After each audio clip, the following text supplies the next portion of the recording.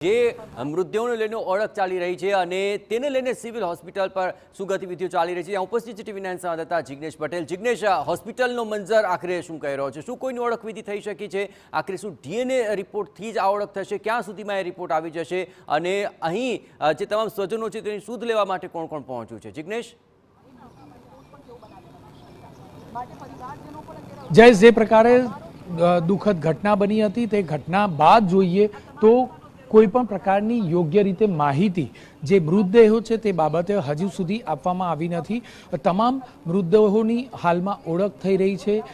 તેમના પરિવારજનોના DNA test માટેના sample લેવામાં આવી રહ્યા છે। આખરે ડીએનએ રિપોર્ટ આવે ત્યારબાદ ખબર પડશે કે મૃતદેહો કયા કોના છે, કયા પરિવારજનોના સ્વજન છે। આ તમામ પ્રકારની ઓળખવિધિ ત્યારબાદ જ થશે, કારણ કે સૌથી મોટી બાબત છે કે અનેક એવા મૃતદેહો છે કે જે મૃતદેહો ન કહી શકાય પરંતુ માનવ અંગ કહી શકાય કે અંગ પૂરતા સીમિત થઈ ગયા છે। આખરે તેને કેવી રીતે ઓળખવા તે ખૂબ મોટો પ્રશ્ન બની રહ્યો છે અને એટલા માટે જ આ ઘટના બાબતે મૃતદેહો કયા પરિવારજનોના છે તે પ્રકારની ઓળખવિધિ ચાલી રહી છે। દ્રશ્યો બતાવી સિવિલ હોસ્પિટલના કે જ્યાં પોલીસ બંદોબસ્ત ગોઠવી દેવામાં આવ્યો છે। પીએમ રૂમની બહારનો આ બંદોબસ્ત છે।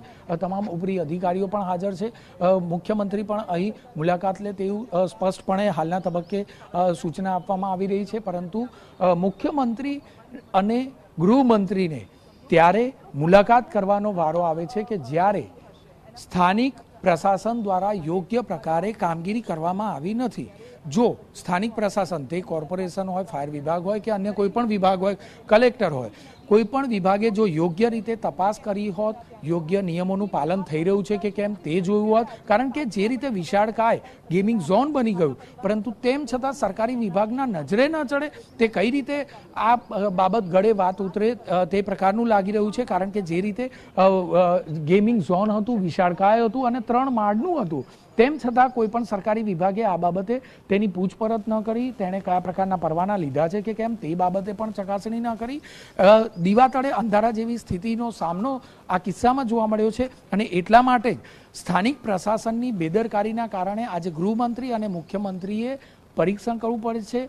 દરેક બાબતની ઝીણવટભરી તપાસ કરવી પડે છે। જો આ તપાસ સ્થાનિક પ્રશાસને કરી હોત તો કદાચ આ પ્રકારની સ્થિતિ ન થઈ હોત, અનેક પરિવારોના સ્વજનો આજે પરિવાર વિહોણા ન બન્યા હોત, કારણ કે જે રીતે જે ઘટના બની છે, દુઃખદ ઘટના બની છે, તેને લઈને જોઈએ તો સ્થાનિક પ્રશાસનની ઘોર બેદરકારી ઉડીને આંખે વળગે તે પ્રકારની સ્થિતિમાં છે।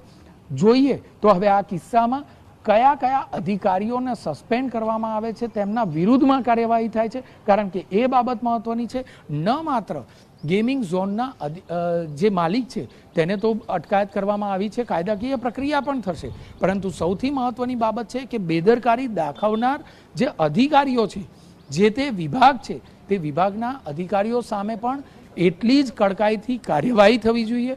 ગુનામાં તેમનું નામ નોંધાવવું જોઈએ અને ત્યારબાદ આ સમગ્ર તપાસ થવી જોઈએ તેવું પણ જે પરિવારજનો છે તે પરિવારજનો ઈચ્છી રહ્યા છે અને આ બાબતે નક્કર પગલાં લેવાની માંગ કરી રહ્યા છે। બિલકુલ જિગ્નેશ, પણ જે મૃતકોને લઈને આશંકાઓ જતાવવામાં આવી રહી છે, શું મૃતકો અંગે કોઈ વિગતો મળી શકી છે? તેમના નામ વિશે કોઈ ખ્યાલ આવી શક્યો છે? કેટલી ઉંમરના આ તમામ લોકો હતા તેને લઈને કોઈ આંકડો સામે આવી રહ્યો છે? કારણ કે હાલ તમામ સ્વજનો એ ઈચ્છી રહ્યા છે કે આ મૃતકોની યાદીમાં તેમના કોઈ વ્યક્તિ ના હોય, પરંતુ જે રીતે આ ડીએનએ ટેસ્ટની કાર્યવાહી ચાલી રહી છે અને તે રિપોર્ટ આવવાનો હજી બાકી છે, એ પહેલા અત્યારે શું પ્રાથમિક માહિતી સામે આવી રહી છે? જિગ્નેશ,